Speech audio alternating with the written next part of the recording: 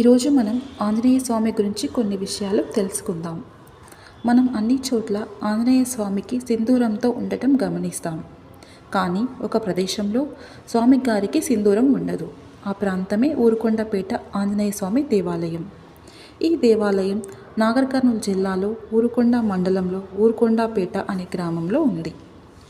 ఈరోజు మనం ఈ దేవాలయం యొక్క విశిష్టతను తెలుసుకుందాం. పూర్వము 400 ఏళ్ల కిందట భోజరాయలు అనే రాజు తను పరిపాలిస్తున్న గట్టిపల్లపల్లి గ్రామంలో ఆంజనేయ స్వామి విగ్రహాన్ని ప్రతిష్ఠించాలని అనుకుంటాడు. అలా ఆంజనేయ స్వామి ప్రతిమ కోసం శిలను వెతకడానికి ఊరుకొండపేట గ్రామానికి వస్తాడు.